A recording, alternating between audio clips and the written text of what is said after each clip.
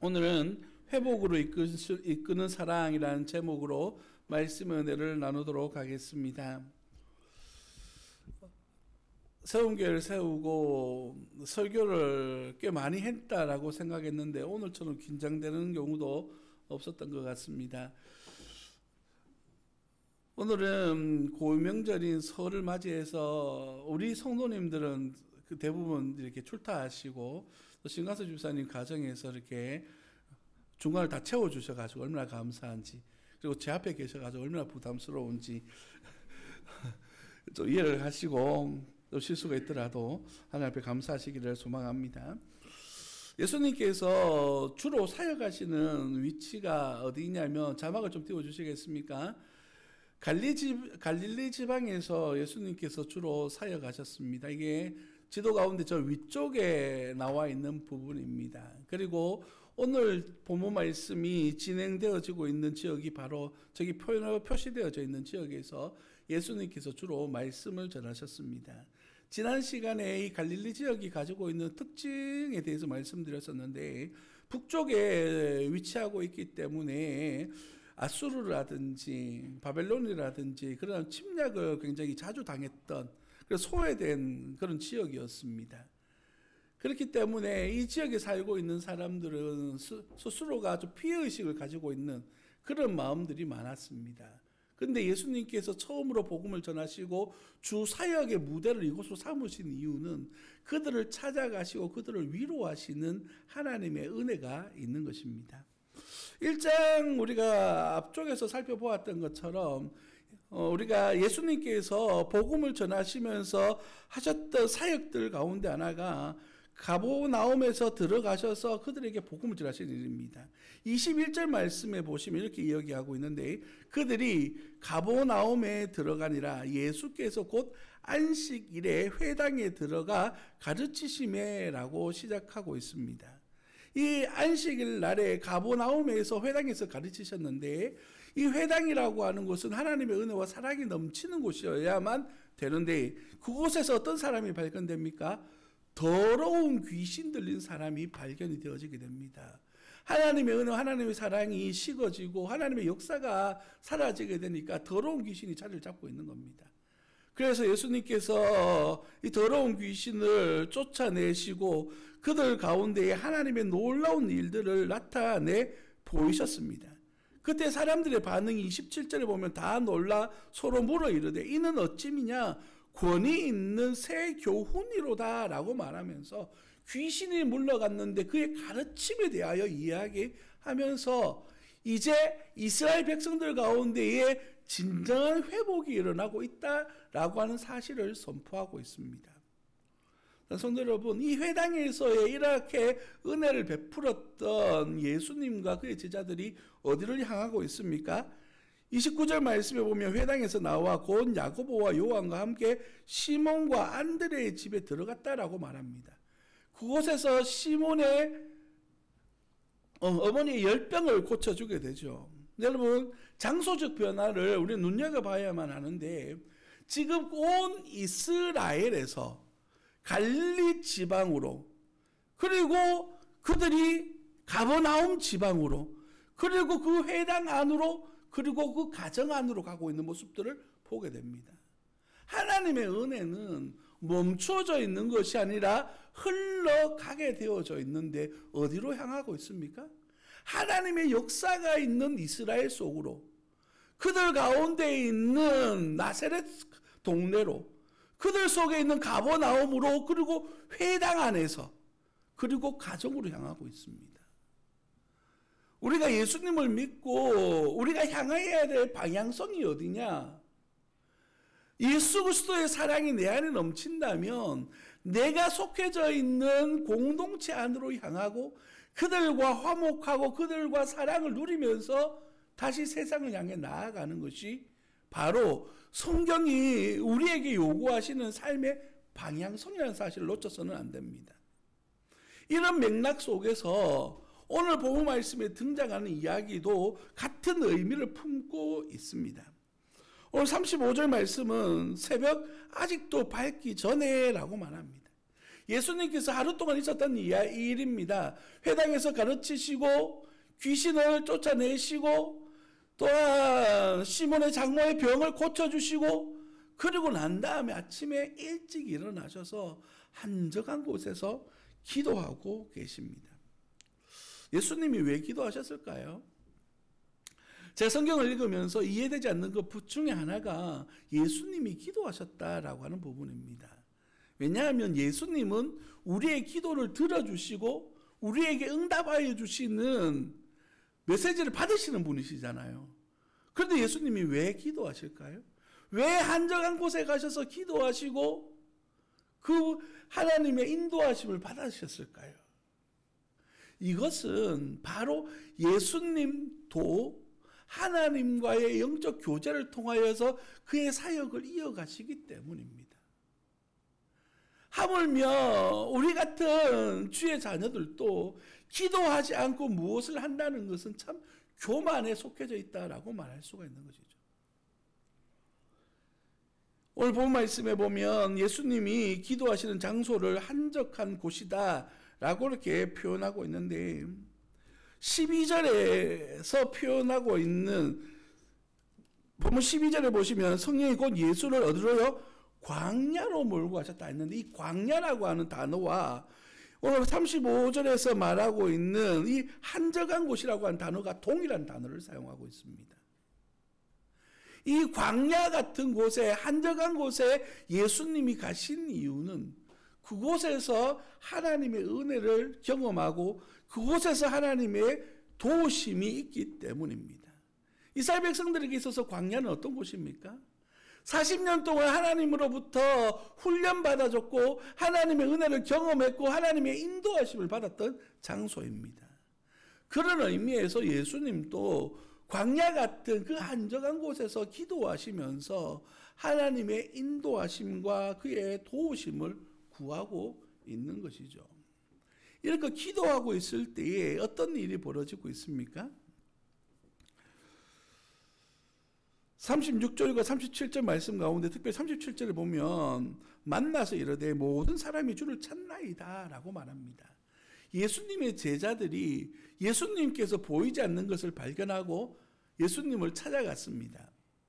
여러분, 예수님이 어디 계시는지 새벽 미명에 나가셔서 기도하셨는데 어디 가셨는지 어디에 계시는지 어떻게 알았을까요?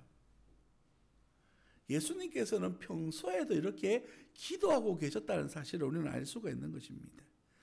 35절의 말씀에 등장하는 거기서 기도하시더니 라고 하는 단어도 원어적으로는 계속적인 진행을 이야기합니다. 과거에도 그래왔고 지금도 그래하고 앞으로도 그래할 것이다. 그래서 예수님의 제자들은 예수님이 어디 있는지 알았습니다. 그래서 예수님에게 달려가서 예수님, 사람들이 예수님을 찾습니다 라고 그렇게 말씀하고 있습니다. 여기서 바라보고 싶은 부분은 무엇이냐 하면 예수님의 생각과 제자들의 생각의 차이입니다. 예수님의 제자들은 예수님을 따른 지 얼마 되지 않았는데 사람들이 예수님에게 달려오고 모여들고 관심을 보이는 것들이 참 신기했나 봅니다. 그래서 집 앞에 모여든 사람들을 바라보면서 예수님을 찾아갑니다. 예수님, 사람들이 예수님을 찾고 있습니다. 이 말의 뜻이 무엇일까요? 예수님 드디어 기회가 온 것 같습니다. 예수님의 가르치심을 많은 사람들에게 드러내고 예수님의 뛰어나고 탁월함을 사람들에게 보일 수 있는 좋은 기회가 왔습니다. 사람들 앞에 나서십시오. 그런데 예수님의 반응은 무엇입니까? 예수님께서 38절 말씀에 이렇게 이야기하셔요. 이르시되 우리가 다른 가까운 마을로 가자. 거기서도 전도하리니 내가 이를 위하여 왔노라 라고 말해요. 예수님의 관심과 제자들의 관심은 전혀 다른 곳에 있습니다. 제자들은 이번 기회를 삼아서 정말 뛰어난 자리, 높은 자리, 안정적인 자리에 앉아보고자 하는 마음이 있었던지도 모르겠습니다. 그래서 예수님을 찾아서 예수님, 사람들이 예수님을 찾아요 라고 말하고 있지만 예수님께서는요, 그곳이 아니라 한적한 마을로 가자라고 말씀하셔요. 그러면 사실 말씀이 무엇입니까? 예수님께서 하신 말씀이 무엇이냐면 바로 전도하리니, 거기서도 전도하리니 내가 이를 위하여 왔노라 라고 말해요. 예수님께서 이 땅에 오신 이유와 목적의식에 대하여서 사람들에게 드러나고 나서는 것보다 더 중요한 한 사람 한 영혼을 향한 그 사랑을 실천하는 것이 더 중요하고 소중하다라고 말씀하고 계십니다. 그리고 어떤 일이 나타납니까? 39절과 40절 말씀이 연결되어서 나타나는데, 이에 온 갈릴리에 다니시며 그들의 여러 회당에서 전도하시고 또 귀신들을 내쫓으시더라. 40절에 한 나병한 자가 예수께 와서라고 말합니다. 그렇게 예수님께서 전도하시는 일들을 하고 계시는데 한 나병한 자가 예수님을 찾아와요. 마치 성경은 많은 사람들 사이에서 한 사람을 지명하여 부르듯이 이 한 나병 환자를 선택하고 있는 모습들을 우리에게 보여줍니다. 여러분, 나병 환자의 특징이 무엇입니까?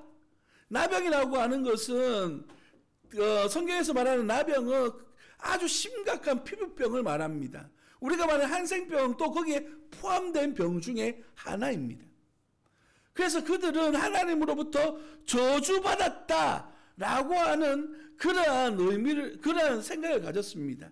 레위기 13장 47절에서 언급하면 나병 색점이라고 하는, 그러니까 나병이 생겼을 때에 색깔이 변하는 그런 피부병이 있는데, 이것을 어떻게 표현하냐 하면 하나님이 때리셔서 생긴 증거다라고 그렇게 생각을 했습니다.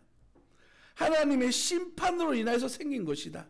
이사야 53장 3절로부터 4절 말씀, 우리가 잘 아는 말씀이죠. 그는 멸시를 받아 사람들에게 버림받았으며 강고를 많이 겪었으며 질고를 하는 자라. 마치 사람들이 그에게서 얼굴을 가리는 것 같이 멸시를 당하였고 우리도 그를 귀히 여기지 아니하였도다. 그는 실로 우리의 질고를 지고 우리의 슬픔을 당하였거늘 우리는 생각하기를 그의 징벌을 받아 하나님께 맞으며 고난을 당한다 하였노라. 이게 여기서 말하는 하나님께 맞으며 라고 하는 단어의 뜻이 바로 오늘 본 말씀에 연결되어지는 말씀이에요. 그러니까 우리가 담당해야 될 죄악의 짐에 대해서 하나님이 심판하고 맞아야 될 것들이, 우리가 당해야 될 것을 우리 주님이 대신 맞아주셨다라고 하는 그런 뜻이거든요. 그래서 예수님이 십자가에 달려 죽으심의 이유가 굉장히 큰 의미를 가지고 있는 것입니다. 그래서 사람들을 생각하기는 나병은 그런 하나님의 심판으로 인해서만 생겨난다라고 생각했기 때문에 그들은 이스라엘이라고 하는 공동체 안에 살 수가 없었습니다. 그래서 마을 바깥이나 바깥 산속이나 동굴 속에 살면서 사람들과 분리된 삶을 살았습니다. 누군가 사람이 가까이 오면 나는 부정한 사람입니다 소리쳐서 가까이 오지 못하도록 만들어야 돼. 그리고 혹시나 잘 실수로 그들과 가까이 하게 되면 돌에 맞아 죽어도 별반 문제가 되지 않을 만큼의 굉장히 버림받았다라고 표현되어지는 것이 정확한 그런 사람이었습니다. 그런 나병 환자가 예수님께 왔습니다. 여러분, 예수님께 왔다라고 이 표현은 단순하게 왔구나 이렇게 받아들일 문제가 아닙니다. 여기 크게 두 가지 이유가 포함되어져 있는데, 첫 번째는 예수님께서 지금 도시 위주로 사역하는 것이 아니라 앞서 말씀드렸던 것처럼 지금 어디로 가고 있습니까? 광야 쪽으로 가고 있는 거예요. 사람들이 살지 않는 곳으로 갔기 때문에 이 나병 환자를 만날 수가 있는 겁니다. 마치 예수님이 그를 찾아간 듯한 뉘앙스가 보여지는 것이죠. 두 번째는요, 이 나병 환자가 예수님을 만나러 뛰어나갔다는 사실이에요. 방금 말씀드린 것처럼 이 뛰어나는 과정에서 사람들에게 소리 질러야 되고 돌에 맞아 죽어도 별반 문제가 되지 않는, 우리 개인적인 입장에 봤을 때 부정한 사람이 다가오면 유대인들은 어떻게 됩니까? 나도 부정해집니다. 심지어는 나도 나병에 옮을 수 있는, 전염될 수 있는 위험성에 노출되어져 있습니다. 그런데도 이 나병 환자가 지금 뛰어와서 예수님 앞에 엎드리고 있는 거예요. 그러면서 간구하여 이르되 원하시면 저를 깨끗하게 하실 수 있나이다 라고 말해요. 여러분, 이 본문이 어떻게 이해되어지십니까? 다른 질문을 던져보겠습니다. 여러분, 어떻게 이 나병 환자가 예수님에 대해서 알았을까요? 말씀드렸지만 이 사람은 마을 공동체 안에 있었던 사람이 아닙니다.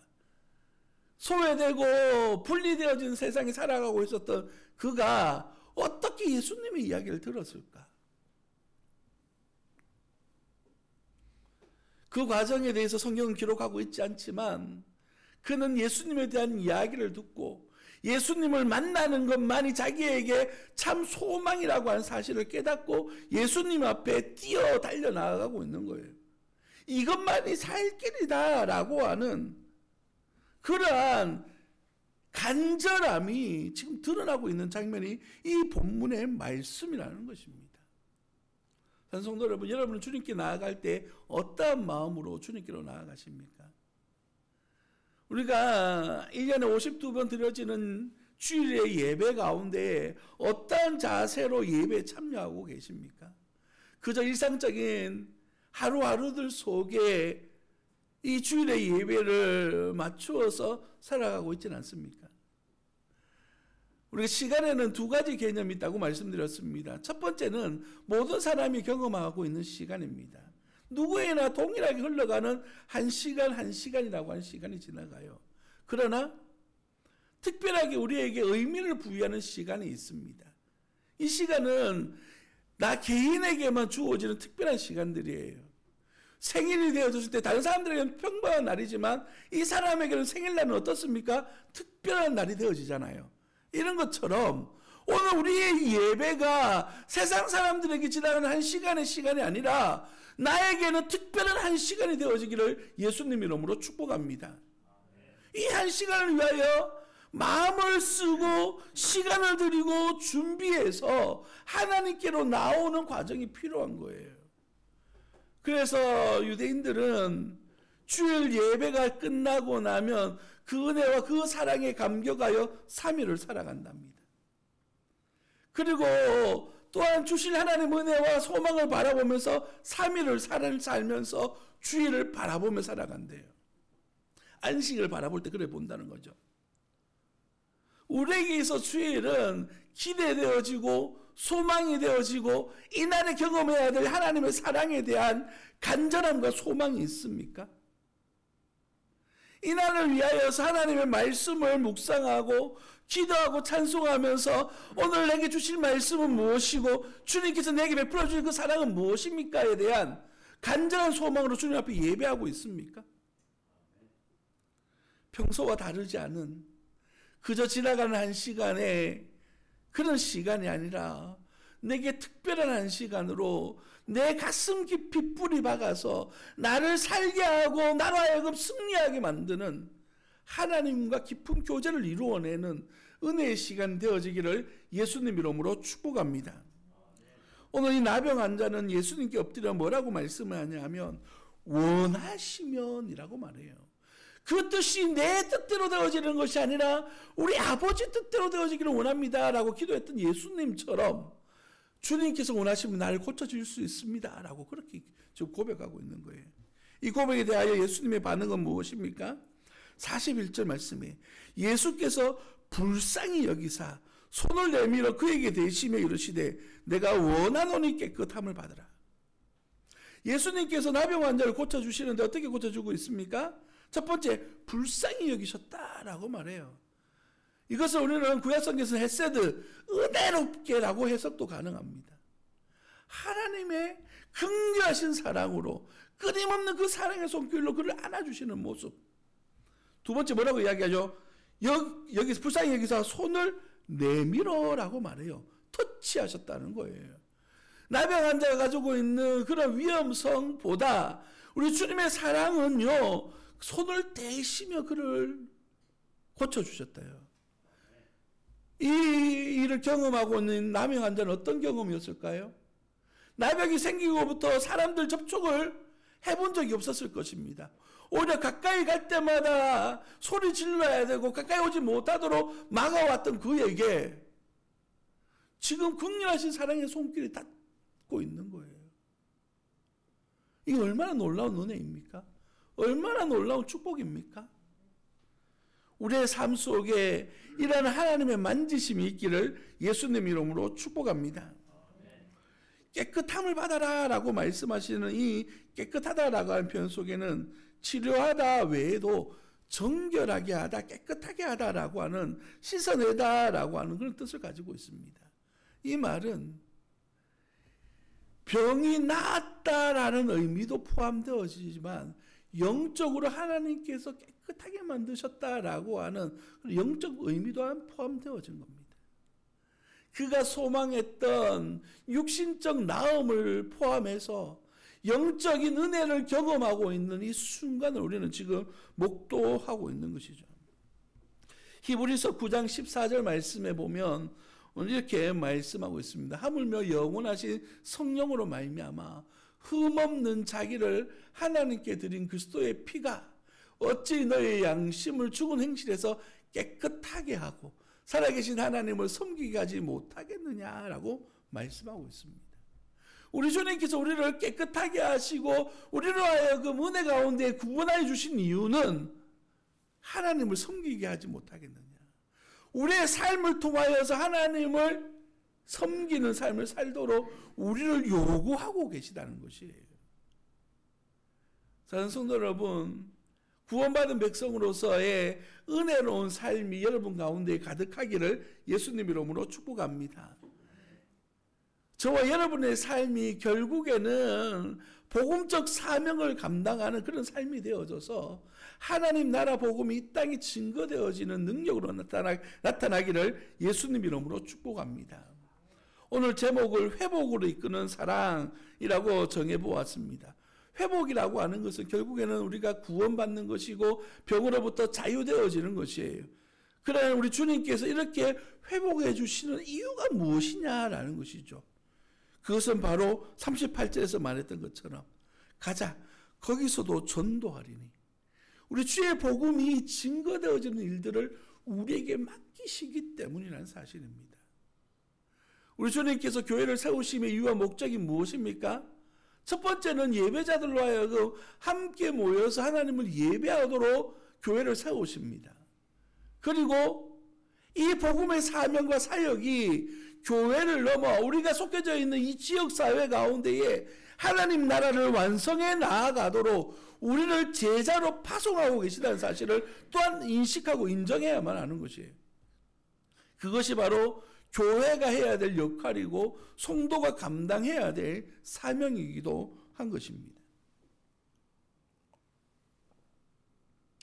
우리 주님께서 불쌍히 여기셔서 이 나병 환자를 고치시고 그에게 하나님의 은혜를 베풀어 주신 것처럼 우리에게도 하나님의 은혜와 긍휼하신 사랑으로 말미암은 회복의 삶이 있다면 우리는 감사하는 것뿐만 아니라 우리의 삶의 실천을 통하여서도 하나님 옆에 영광을 올려드릴 수 있기를 예수님 이름으로 축복합니다.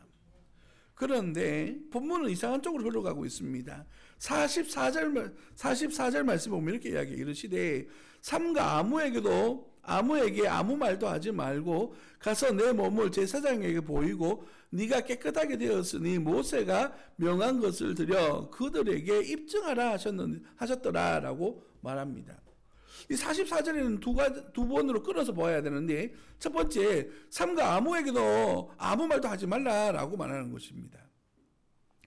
여러분, 앞서 말씀드렸던 것처럼 예수님의 소문이 퍼져가고 있고 예수님의 능력이 나타나기 시작했습니다. 많은 사람들이 예수님을 알고 모여들기 시작했어요. 그리고 이 병자를 고치시는 이 사건들은 놀라운 사건 아닙니까? 구약에서는 나병 환자는 하나님이 직접적으로 벌하시는 것이고 나병을 낫게 하는 것은 오직 하나님만 할 수 있다라고 믿었습니다. 다른 말로 표현해보자면 예수님이 하나님이십니다 라고 하는 사실을 지금 증거하고 있는 것과 마찬가지인 거예요. 그렇다면 많은 사람들에게 알려야 되지 않겠습니까? 그런데 예수님께서는 알리지 말라고 말씀하셔요. 그 이유가 무엇일까요?